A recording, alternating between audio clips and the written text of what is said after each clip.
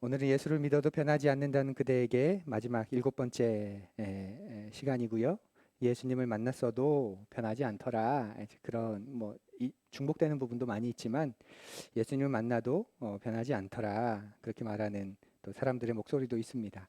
과연 그러한지 오늘 마지막으로 한번 더 살펴보면 좋겠습니다. 제가 목회를 시작한 지 횟수로 따져보니까 신학교를 들어가서 전도 생활부터 한 지가 지금 15년, 16년이 되어 가더라고요. 목회를 하면서 내가 가장 원하는 게 뭘까? 15년이나 했는데 내가 목회를 하면서 가장 원하는 게 뭘까? 설교를 준비하면서 생각해 봤습니다. 처음에는 하나님의 영광을 위해서 그 하나님 위해 살고 싶어서 신학교를 들어갔구나. 그렇게 목회자의 길로 접어들었구나 하는 마음입니다. 그런데 이제는 그 하나님의 영광을 위한다는 말이 하나님을 위해서 산다는 말이 좀 구체화됐습니다. 나는 왜 목회를 할까? 사람들의 변화를 보고 싶어서구나 라고 이제는 말합니다. 그 변화 안에는 저와 제 가족들도 포함되어 있죠. 그렇게 변화된 삶을 살기 위해서는 진실한 공동체가 필요하고 건강한 공동체가 반드시 있어야 합니다. 가족을 통해 우리가 평생을 살아가고 그 힘을 얻는 것처럼 하늘 가족을 이루어 평생을 함께 살고 싶은 것, 그것이 현재 제가 목회를 하는 이유입니다. 예수를 믿어도 변하지 않는다는 그대에게라는 시리즈 주제는 어쩌면 제가 저에게 다짐하듯 다시 한번 확인하게 하시는 말씀인지도 모르겠습니다. 오늘이 그 마지막인데 예수님이 돌아가시기 전에 그 바로 직전에 바로 앞에 마지막으로 예수님이 만난 두 사람이 있습니다. 우리가 잘 아는 십자가에 달린 두 강도입니다. 죄수입니다. 물론 부활 후에도 부활하셔서 예수님이 또 다른 사람들을 만나셨죠. 그래서 이 두 강도가 예수님이 만난 마지막 사람들은 아니지만 놀랍게도 부활하신 이후에는 예수님은 그 이전에 만나신 사람들만 만났습니다.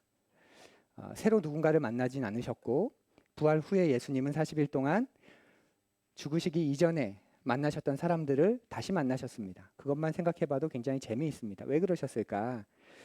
새로운 사람들을 만날 필요가 없으셨겠구나. 예수님이 원하신 건 분명했구나. 그런 묵상을 우리가 또 할 수 있습니다. 어쨌거나 이 십자가는 예수님이 돌아가시기 전에 마지막으로 만난 두 죄인을 만난 예수님에게는 사건이고 또 두 강도에게도 자기들이 죽기 전에 마지막으로 만난 사람이 바로 예수님입니다. 삶의 끝자락에서 지금 극적인 만남이 이루어지고 있는 거죠. 그런데 이 만남에서 두 강도는 서로 다른 길을 선택합니다. 그 마지막에 한 죄수는 예수님을 만나서 예수님과 함께 가는 것을 선택했고 다른 한 죄수는 예수님을 만났음에도 불구하고 그 극적인 순간에 그 마지막의 순간에 자신을 구원할 수 있는 그분을 만났음에도 불구하고 별다른 영향을 받지 않고 여전히 제 갈 길로 갑니다. 둘 다 예수님을 만났지만 이들의 인생은 매우 다른 결과를 맞이합니다. 그 이야기를 오늘 살펴보려고 합니다. 누가복음 23장 32절에서 43절까지의 말씀인데요. 신약성경 누가복음 23장 32절에서 43절입니다. 우리 설교 노트를 가지고 오늘은 설교 노트를 가지고 우리 두 절씩 윤독합니다. 제가 먼저 읽습니다. 다른 죄수 두 사람도 예수와 함께 처형장으로 끌려갔다. 그들은 해골이라 하는 곳에 이르러서 거기서 예수를 십자가에 달고 그 죄수들도 그렇게 하였는데 한 사람은 그의 오른쪽에 한 사람은 그의 왼쪽에 달았다.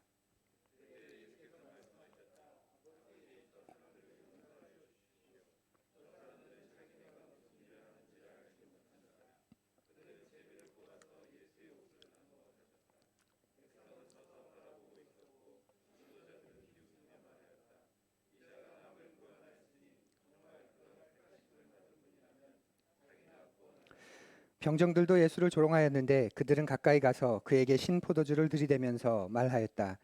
내가 유대인의 왕이라면 너나 구원하여 보아라.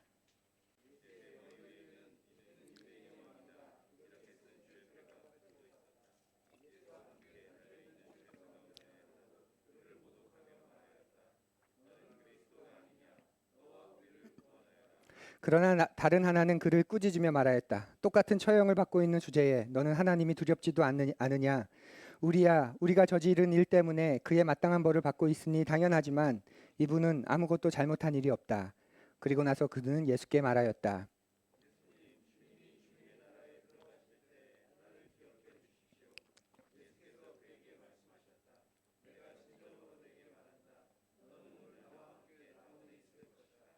아멘. 십자가에 달린 두 죄수의 이야기, 우리가 잘 알고 있는 그런 이야기입니다. 이 두 죄수에게는 몇 가지 공통점이 있습니다. 이 두 사람에게는 몇 가지 공통점. 먼저는 자신들이 지은 죄로 지금 심판을 받고 있다는 거죠. 한 죄수가 말하지 않습니까? 우리가 저지른 일 때문에 마땅한 벌을 받고 있지만, 이들은 두 사람이 무슨 죄를 지었는지 복음서는 침묵하고 있지만, 적어도 이들의 고백을 근거로 하면 이들은 자신들이 지은 죄 때문에 지금 십자가의 형을 당하고 있습니다. 우리가 강도라고 표현하기 때문에 우리가 지금 새 번역에서는 죄수라고 표현하였지만, 강도라고 우리가 익히 개역 성경이 오랫동안 번역을 했기 때문에 우리가 흔히 말하는 그런 강도의 관점에서 보면 이들은 누군가의 물건을 훔친 사람들입니다. 근데 그것이 아마 십자가에 달린 만큼 꽤나 심각하고 중한 그런 범죄였기 때문에 달릴 수도 있습니다. 어쩌면 어려운 환경에서 태어나서 어려서부터 물건을 훔친 그런 사람이었을지도 모릅니다. 자라면서 점점 큰 강도질을 하게 되고, 그래서 결국 십자가에까지 온 것일 수 있지요. 그렇게 보면 어쩌면 자신이 그동안 살아왔던 인생을 탓할 수 있지 않을까요? 누구는 강도가 되고 싶어서 강도가 됐나? 이런 환경에서 태어나 보니 이런 환경인데, 태어나 보니 이런 부모, 또 이런 가정, 이런 환경 속에서 살 수밖에 없었는데 그것이 더 억울하다. 나를 잘못된 길로 깨웠던 주변 사람들을 탓할 수 있었을지도 모르겠습니다. 그런데 이 두 사람 가운데 한 사람은 이렇게 고백합니다. 우리는 우리가 저지른 일 때문에 그에 마땅한 벌을 받고 있는 거다라고 말이지요. 또 십자가형이 굉장히 극악무도한 형이고 아주 오랫동안 사람을 잔혹한 고통 속에서 죽게 하는 그런 범죄이기 때문에 로마의 이 십자가형은 아무에게나, 일반 범죄자에게는 하지 않고 아주 중대한 범죄를 지었을 때 행하던 로마의 사형 방법이다. 그렇게 우리가 또 알고 있습니다. 로마에게 있어서 가장 극악무도한 범죄는 로마에 반역하는 거죠. 그래서 반역죄, 정치범에게만 사용하던 그 형벌이다라고 또 보기도 합니다. 그렇게 보면 이 두 사람은 어쩌면 나라와 민족을 위해서 투쟁하다 잡혀온 사람일 수도 있습니다. 충분히 일리 있는, 역사적으로 분명 우리가 알 수 있는 해석이고 또 입장입니다. 그렇게 유대 이스라엘의 독립을 위해서 싸우다가 어쩌면 폭력적인 저항을 했을 수도 있고, 그러다가 인명을 살상하게 되었을 가능성도 높습니다. 그러니까 어떤 것이 맞는지 우리는 잘 모릅니다. 복음서는 침묵하고 있기 때문에. 그런데 분명한 건 그것이 어떤 것이건 이들의 내적인 고백을 보면 이들은 지금 자신들이 처한 상황을 자신들이 지은 죄값이라고 보고 있는 거지요. 로마로부터 이스라엘 독립을 위해서 싸워서 그 반역죄로 정치범으로 몰려서 십자가에 달리긴 했지만, 어쩌면 이 한 사람의 고백은 그 인생의 마지막 순간에 자신의 삶을 돌아보니까 그 하나님 앞에 정말 온전하지 못한, 제대로 된 삶을 살지 못한, 어쩌면 자신의 삶 전반을 바라보고 있는 그런 삶의 성찰일 수도 있습니다. 또 다른 공통점은 두 사람 모두 예수님에 대해 이미 들어서 알고 있다라는 거지요. 깊진 않지만, 아주 조금이지만 이들은 이미 예수님에 대해서 알고 있습니다. 십자가 밑에서 보면 유대의 종교 지도자들이 예수님을 향해 조롱하고 있지요. 저가 남을 구원했다고 하니 자신도 구원해나 한번 보자. 정말 그리스도라면 자기나 구원하라지 그렇게 비웃습니다. 또 로마의 병사들도 네가 유대인의 왕이라면 너나 구원해봐, 이렇게 조롱합니다. 또 십자가에 달린 두 죄수 가운데 한 사람 역시 네가 그리스도가 아니냐, 그렇다면 우리를 구원해봐라, 이렇게 주님을 모독합니다. 여기서 중요한 건 이들이 주님을 비웃은 것, 모독한 것, 조롱한 것이 아니라 구원이라는 단어입니다. 구원. 이들 모두가 예수님에게 한 가지를 말합니다. 구원해보라고. 구원자라며, 그리스도라며, 메시아라며, 그러면 구원해봐. 너를 구원해봐. 나를 구원해봐. 우리를 구원해봐. 이렇게 말하고 있습니다. 예수님에 대해 뭔가 들은 게 있는 것. 당시 이분이 메시아일지 몰라. 이분이 그리스도일지 몰라. 세상을 심판하고 세상을 구원할 그 구약의 약속의 자녀일지 몰라. 유대인의 왕일지 몰라. 로마 밑에서 고통당하며 사는 우리 민족을 선지자일지 몰라. 이들에 대한 소식과 소문을 조금은 들어서 이 사람이 그런 사람이래 라고 알고 있었습니다. 더군다나 두 사람은 예수님이 하나님께 하는 기도까지 직접 듣죠. 십자가에 달려 죽어가시면서도 완전히 벗겨져서 조롱과 모욕과 비웃음을 당하면서도 모든 존엄이 말살된 그 순간에도 아버지, 이 사람들을 용서해 주옵소서. 저들은 지금 자기들이 무슨 일을 하는지 알지 못합니다. 우리가 그 십자가의 장면을 상상으로밖에 할 수 없어서 그것을 도와주기 위해 많은 그 신실한 화가들이 성화라는 것을 그렸고 또 영화를 통해 영상을 통해 그 장면을 묘사하죠.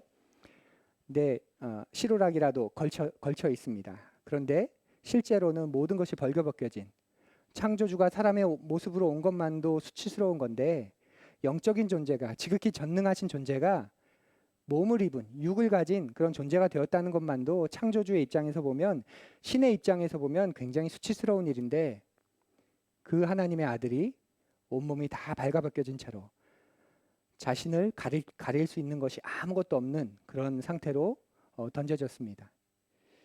그런 수치와 모멸 속에서도 기도하는 거죠. 저들을 용서하여 주십시오. 저들은 자기들이 지금 무슨 일을 하는지 알지 못합니다. 두 죄수는 지금 그것을 듣고 있습니다.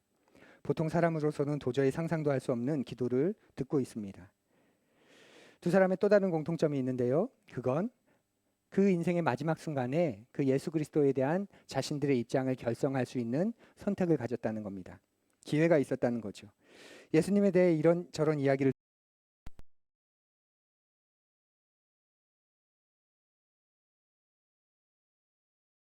이제 그들에게는 그 예수님에 대해서 선택할 수 있는 마지막 기회가 주어진 겁니다. 이 두 죄수가 가졌던 이 공통점이 따지고 보면 오늘날 우리와도 매우 닮았습니다. 우리는 우리가 저지른 죄와 함께 살아가지 않습니까?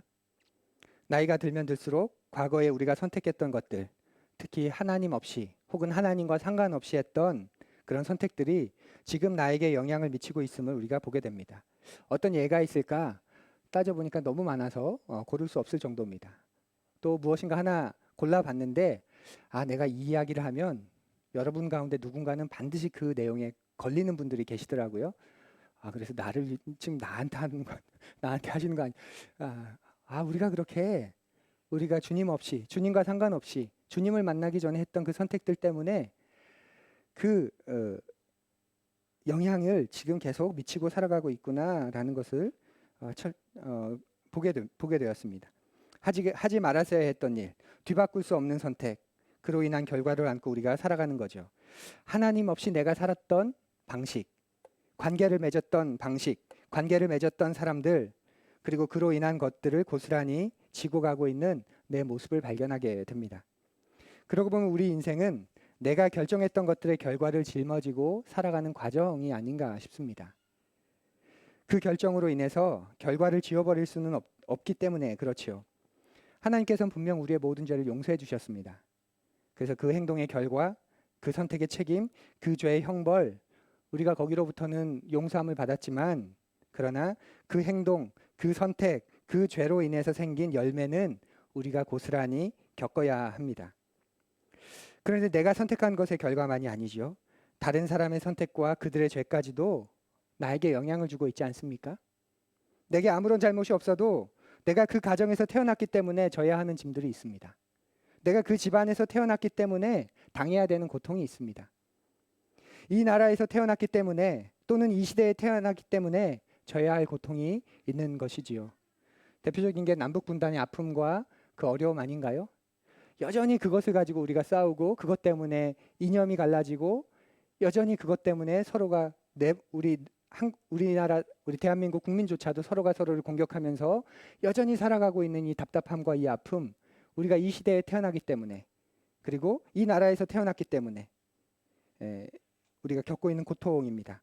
내 선택은 아니지만 우리는 다른 누군가의 잘못들을 뒤집어쓰고 살아가고 있습니다.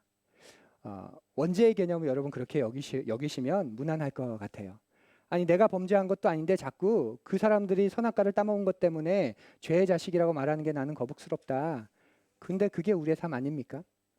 왜 부모의 빚을 자녀들이 물려받아야 됩니까? 왜 부모의 유산을 자녀들이 물려받아야 되나요? 왜 건강한 부모를 만났기 때문에 나는 그런 혜택을 누리고 왜 나는 건강하지 못한 가정에서 태어났기 때문에 평생을 이렇게 힘들게 살아야 됩니까? 그게 우리 인생입니다. 이 사실은 우리의 선택 역시 다음 세대에 그대로 짐이 될 것을 가르쳐 줍니다. 내가 선택한 것 역시도 그것 가지고 불평할 수 없는 이유가 나도 내가 선택한 것 때문에 내 다음 세대들이 다른 사람들이 그것에 영향을 받고 살아간다는 거지요. 시대를 거듭하면서 이어지는 수많은 결정들, 하나님을 두려워하지 않고 하나님과 관계없이 내리는 수많은 선택들, 그 결과가 오늘날 우리의 삶에 군데군데 덕지덕지 붙어 있는 것 아닙니까? 제가 대학생일 때가 그때가 90년대 중반이었는데 고등학생, 대학생 그 어간 90년대 초반과 중반 그 사이에 몇몇 사람들이 뉴스에 물을 사 먹기 시작했다는 게 뉴스에 나왔습니다. 뉴스에. 제정신이 아니라고 생각했습니다. 아니 물을 사 먹다니 차라리 콜라를 사 먹어야지 물을 돈 주고 사 먹어 세상에? 예. 그런데 이제 그런 시대가 되지 않았습니까? 편리하기 위해서 내가 이익을 얻을 수 있다면 돈만 벌 수 있다면 또 조금의 불편함도 원치 않는 우리의 욕망이 점점 우리가 사는 시대를 그렇게 망가뜨려 버려서 우리가 그런 영향을 받고 살아가고 있습니다. 우리 교회가 녹색교회인 거 아시죠? 녹색교회. 예, 녹색교회. 예, 작년에 굉장히 영광스러운 건데 예, 녹색교회입니다. 그런데 녹색교회인데 뭐 특별한 게 없어요. 그래서 저도 상을 받으러 가서 되게 부끄러웠어요.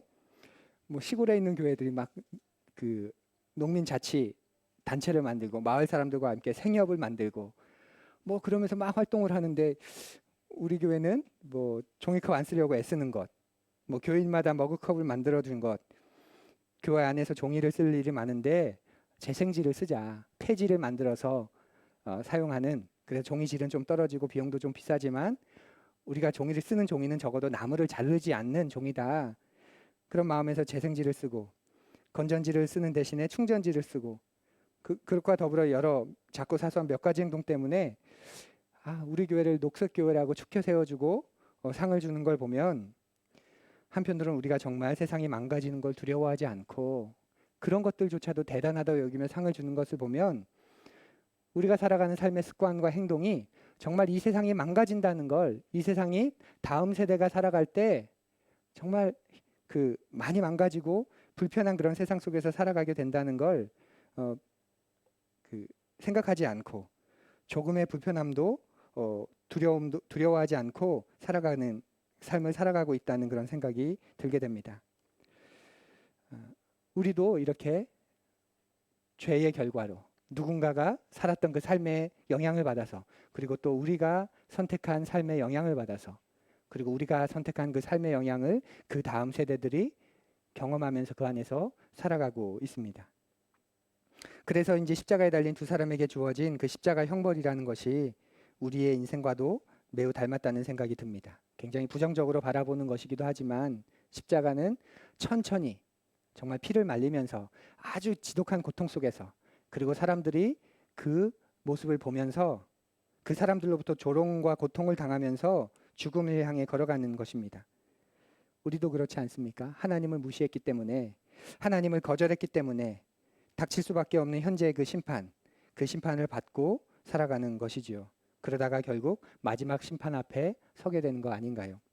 사람들은 죽고 나서야 심판이 온다고 생각하지만 여러분 아닌 거 아시지요?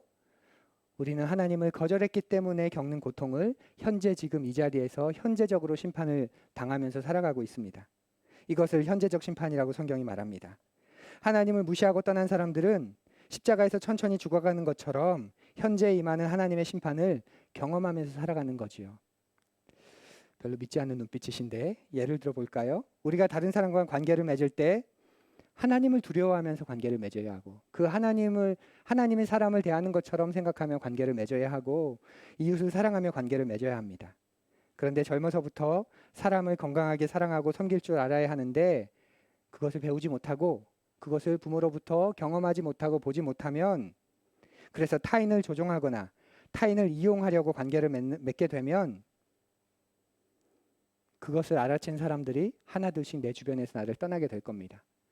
내 주변에 남아있는 사람들은 나 때문에 피해를 입고 나 때문에 삶의 불편함을 겪어서 나를 공격하기 위해 나를 비난하기 위해 해코지하기 위해 남아있는 사람들일 뿐일지도 모릅니다. 그러다가 내 삶에 나를 보호할 수 있는 힘이 사라지면 무시당하면서 살아가는 거지요.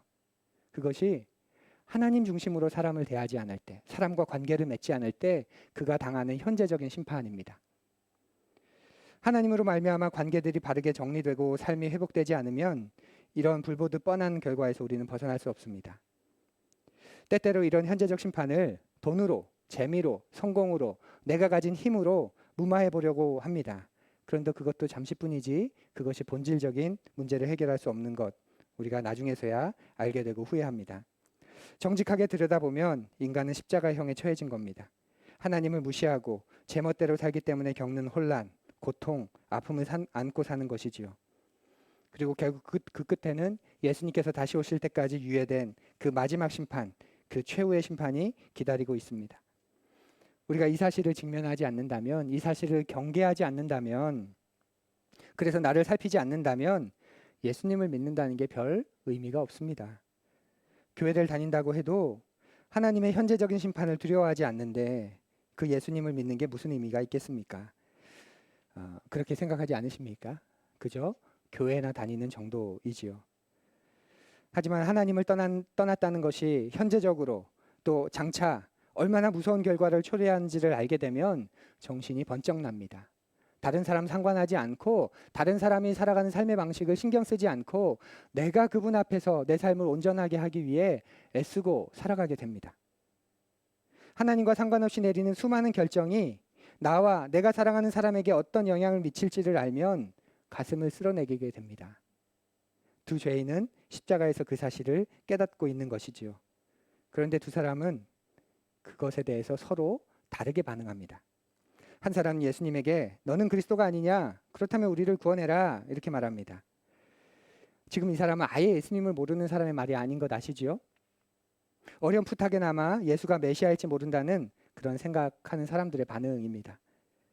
그런데 그가 바라는 메시아는 승리주의에 기초한 메시아인 듯합니다.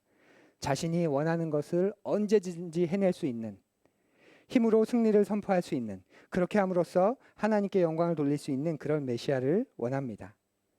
그런 메시아라면 지금 당장 나를 살려야지, 나도 살려줘야지, 그렇게 생각하지요. 이스라엘 민족 대다수가 그랬듯이 로마의 압제에서 해방시키는 메시아, 우리의 고통을 해결해주는 메시아를 바란 겁니다. 그에 반해 다른 한 사람은 너는 하나님이 두렵지도 않느냐라고 말합니다. 이분은 아무것도 잘못한 것이 없다. 그렇게 분명히 고백합니다. 아무 잘못 없는 예수님이 도리어 자신을 죽이는 이들을 용서해달라고 기도하니까 예수님이 정말 메시아일지 모른다는 어쩌면 굉장히 겨자씨만한 믿음을 가진 거죠. 이들보다 우리가 예수님에 대해서 훨씬 더 많이 합니다. 이들은 딱 이 정도밖에 모릅니다. 그런데도 대체 누구길래 모멸과 치욕의 순간에도 자기를 고통스럽게 하는 이들을 용서해달라고 할까? 정말 메시아가 아닐까? 그러면서 그가 하는 말에 주목해 보십시오. 우리는 우리가 저지른 일 때문에 그에 대한 마땅한 벌을 받고 있다라고 말합니다. 절체절명의 순간에 다른 사람이나 주변의 환경을 탓하지 않고 그것을 화살을 돌리지 않고 자신의 책임을 솔직히 고백하는 것이지요. 쉽지 않은 자기 성찰입니다. 그러면서 주님의 나라에 들어갈 때 저를 기억해 주십시오라고 말합니다. 무슨 뜻입니까? 자격이 없지만 은혜를 베풀어 달라는 겁니다. 이것이 기독교의 핵심 아닙니까? 당신이 만일 그리스도이시라면 제가 그 사실을 겨자씨만한 믿음으로 고백하는데 약하게라도 믿겠는데 그러니 제 믿음을 좀 도와주시되 당신의 나라에 들어가실 때 자격 없는 저도 같이 들어가게 해주십시오 라고 말하는 거죠. 이 두 사람의 선택이 오늘의 우리와 그렇게 다르지 않습니다. 오늘날에도 수많은 사람들이 예수님을 처음 만날 때 또 예수님을 알아갈 때 이들처럼 반응합니다. 우리는 예수님에 대한 이야기를 듣습니다. 그리고 지금도 듣고 있고 오늘도 이렇게 듣고 계십니다. 이렇게 예수님에 대한 이야기를 들을 때 우리는 두 가지 반응을 합니다. 하나는 이런 반응입니다. 당신이 메시아라고? 그분이 메시아라고? 그러면 내가 원하는 것을 해줘봐 라고요. 자신이 원하는 예수님을 믿고 싶어하는 사람들이 많습니다. 자신이 원하는 하나님상, 예수님상이 있는 거죠. 하나님이면 이렇게 해줘야 되는 것 아니야? 하나님이면 이렇게 저렇게 해야 되는 것 아니야? 그런 하나님이 아니면 그게 무슨 하나님이야? 그게 무슨 예수야? 그게 무슨 구원자야? 이렇게 말합니다. 그리스도인들도 비슷합니다. 그런데 양심상 차마 그렇게까지 말을 하지 못하니까 어떻게 하나요? 하나님과 거래를 하는 거죠. 하나님, 제가 이렇게 할 테니까 하나님 제가 이렇게 하니 이렇게 해주십시오 라고 말하는 거죠. 하나님을 믿는 게 아니라 거래하는 겁니다. 그래도 안 들어주시면 투정하고 덤비면서 끝까지 자신이 원하는 것을 하나님께 얻어내려고 합니다. 예전에 유명한 산들이 몇 개 있었습니다. 뭐 계룡산은 돌을 닦는 것으로 유명했다면 그리스도인들에게 유명한 산 몇몇 곳이 있었는데 그 가운데 하나가 마산, 지금의 창원의 무악산입니다. 무악산 기도원, 그 무악산의 십자바위, 굉장히 유명한 곳이었죠. 그래서 많은 간증들이 있었습니다. 어떤 분은 부엌칼을 가지고 그 십자바위에 갔다고, 십자바위에 이렇게 십자가 틈이 있는데 그곳에 부엌칼을 이렇게 딱 꽂아놓고 주님이 응답하시기 전까지 내가 죽든지 지금 하겠습니다 하고 갔다는 그 간증이 들어보셨잖아요. 왜 남 이야기 듣듯이 그런 간증들이 얼마나 환영받았고 얼마나 대단한 믿음으로 칭송받았습니까? 또 기도원에 가면 나무 두세 그루 정도는 뽑아야 한다는 말이 또 회자되지 않았습니까? 내 욕망과 지독한 자기 중심성을 뽑아야 하는데 곡기를 끊듯 내 안에 못된 성품과 성질을 끊어야 하는데 애꿎은 나무만 뽑고 오는 거지요. 그 나무를 뽑을수록 내 욕망은 더 지독해지고 내 자기 중심성은 더 단단해지는 것 아닙니까? 내 못된 성질과 성품은 더 강해지는 것 아닙니까? 그래서 내가 이렇게 나무까지 뽑았는데, 내가 이렇게 두 뿌리를 뽑고 왔는데, 내가 이렇게 기도원 가서 밤을 새면서 이 나무를 흔들어서 뽑았는데 하나님도 들으시겠지. 그렇게 주님과 더 관계가 깊어지는 게 아니라 내가 원하는 하나님상, 내가 원하는 예수상을 만나가고 그렇게 각색해서 듣게 됩니다. 우리는 예수님에 대해 선택적으로 각색해서 듣는 위험에서 그래서 빨리 벗어나야 합니다. 그렇지 않으면 영원히 예수님을 만날 수 없습니다. 그런 분이 아니신데 그런 분이라고 여기니까 그분을 보여주셔도 아니라고 말하는 거죠. 아니야, 내가 믿는 예수님은 아니야. 그렇지 않아. 주님 앞에서 겸손함이 사라집니다. 겸비함이 사라집니다. 끊임없이 예수님에 대해서 듣지만 다른 사람들이 선택적으로 해석하는 것을 듣거나 또는 자신이 듣고 싶은 것만 듣게 되면 자신이 원하는 예수님 상만 강화됩니다. 그럴 때 사람은 변하지 않습니다. 오히려 자기가 만든 예수님 안에 갇히게 됩니다. 예수를 믿는다고 하지만 그 예수님은 성경이 말하는 창조주 하나님의 아들이신 예수님이 아니라 내가 만든, 내가 정의해 놓은, 내 울타리 안에 가두어 놓은 예수입니다. 우리는 예수님에 대해 선택적으로 각색해서 듣는 위험에서 그래서 빨리 벗어나야 합니다. 그렇지 않으면 영원히 예수님을 만날 수 없습니다. 선택해서 각색해서 듣는 위험성은 교회 생활에서도 자주 나타나지요.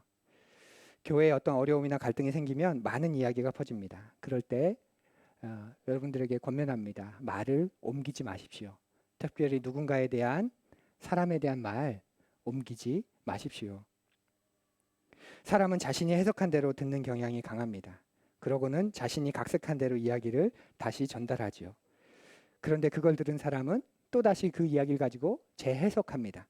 그렇게 몇 다리를 건너고 나면 이제는 실체를 알아볼 수 없는 그런 정도가 됩니다. 사랑하는 푸드니 여러분, 여러분처럼 좋은 분들과 함께 하늘 가족을 이루고 가고 있는 것 참 행복합니다. 그럼에도 높아심에서 말씀드립니다. 다른 사람에 대한 말을 교회 안에서 절대 옮기지 마십시오. 꼭 해야 할 말이 있다면 당사자와 그리고 저와 함께 그 이야기를 하면서 또 서로의 이야기를 들어보면서 그 문제는 해결해야지, 이렇대, 이랬어.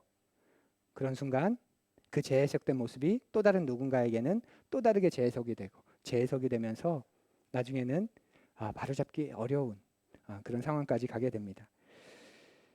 하나님과의 관계에서도 마찬가지입니다. 우리가 끊임없이 예수님에 대해 듣지만 어떤 사람들은 선택적으로 자신이 해석한 것만 듣고 또 자신이 듣고 싶은 것만 들어요.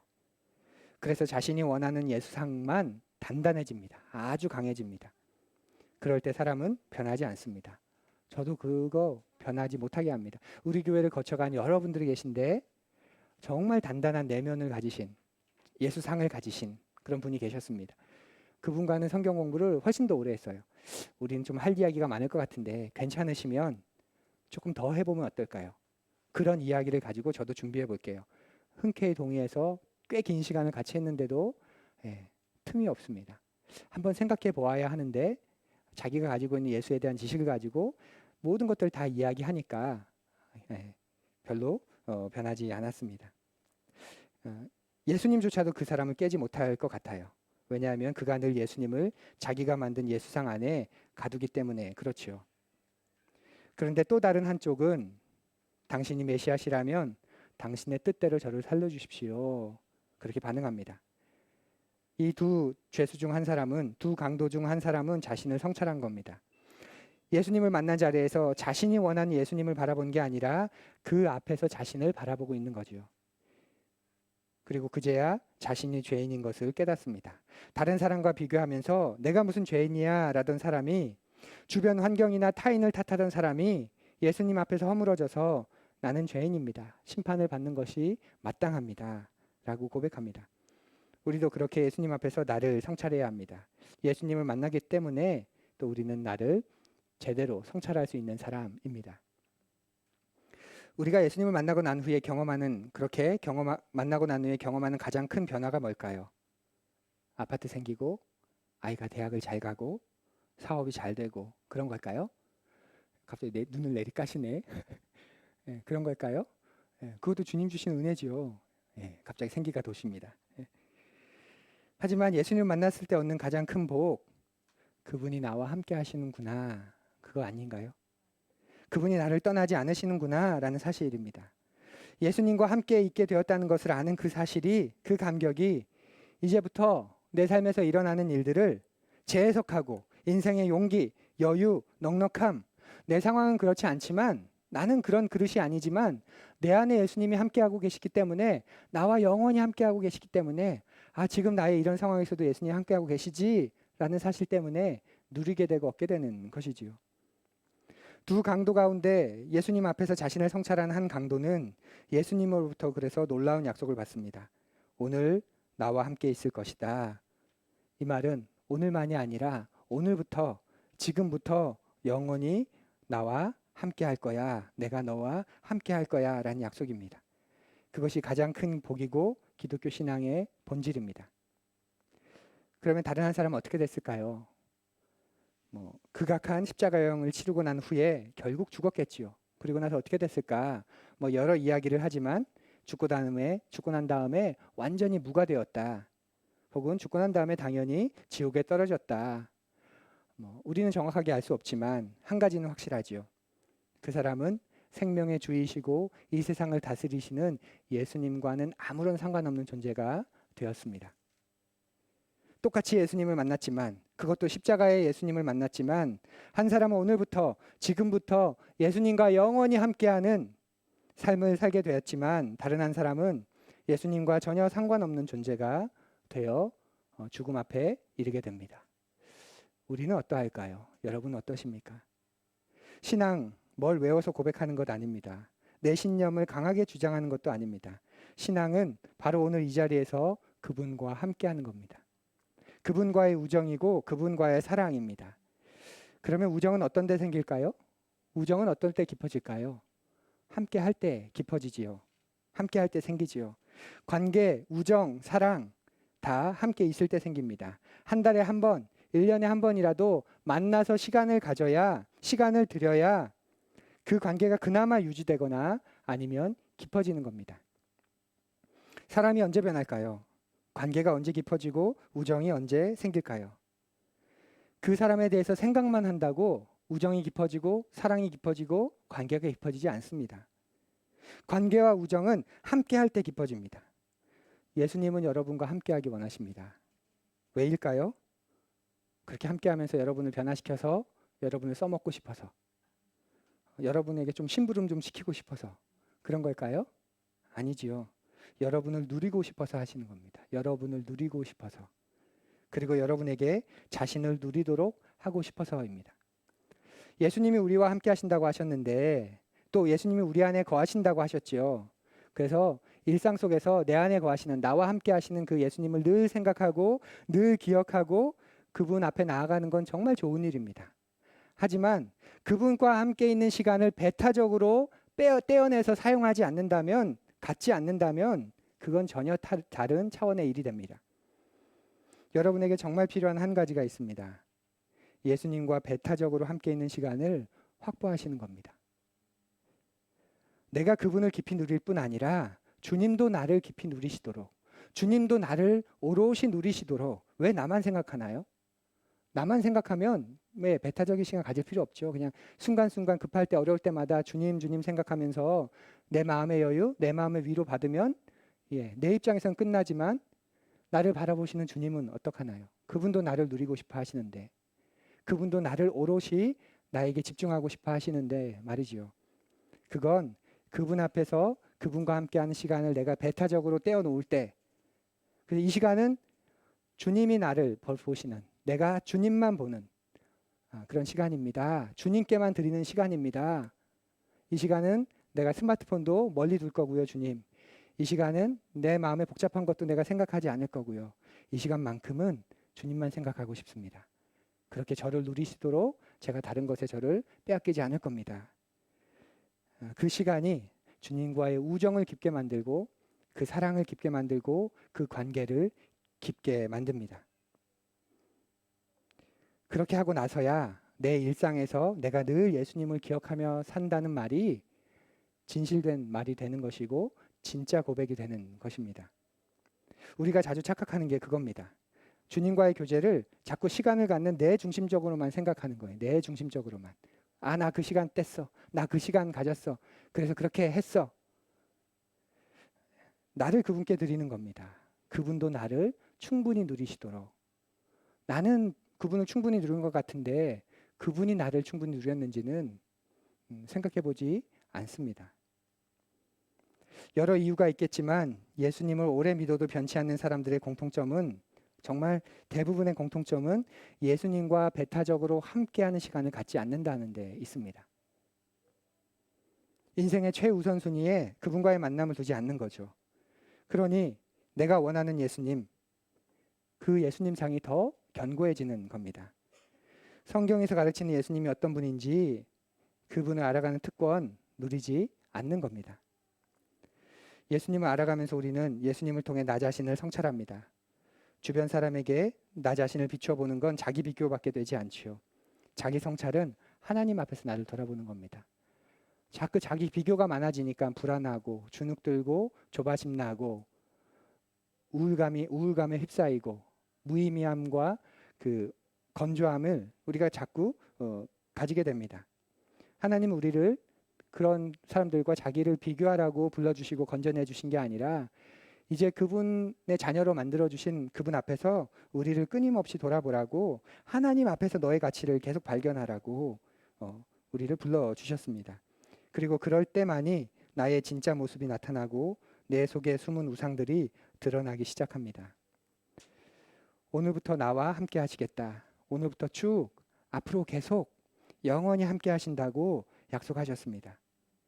그리고 그 하루하루가 모여서 내 인생이 되는 겁니다. 매일 그분과 함께 하지 않으면 우리의 인생은 듬성듬성 연결된 인생으로 끝나게 될 겁니다. 물론 그 때문에 약간의 변화는 있겠지요. 그렇게 하지 않는 것보다는 듬성듬성이라도 그분을 만나는 게 낫겠지요. 아예 모르는 것보다도, 예수님 모르는 것보다도 낫겠지요.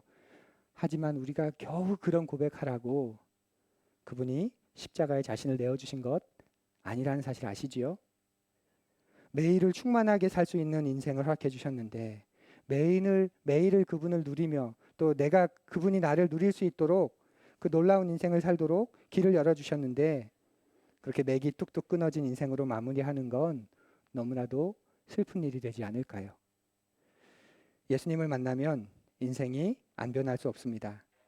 변화를 주도하고 이끌어가는 분은 그분이시지만 그 변화에 마음을 열고 겨자씨만한 믿음으로 반응하는 것은 우리의 몫입니다. 그래서 오늘이라는 시간은 우리에게 주어지는 마지막 기회, 마지막 시간이기도 합니다. 인생은 그 오늘들이 영원으로 연결되는 시간입니다. 매일 예수님과 함께 한 시간들이 모여서 내 인생이 되어가는 꿈을 꾸는 우리 푸른이 하늘 가족이 되어주시기를 축복합니다. 그리고 그분과의 우정, 그분과의 사랑이 깊어질 수 있도록 그분 앞에 그분의 배타적인 시간을 떼어드리고 내가 그분만 누리는 게 아니라 그분도 나를 누리시도록 그분과의 관계를 누려가 보시기 바랍니다. 바랍니다. 우리 조용히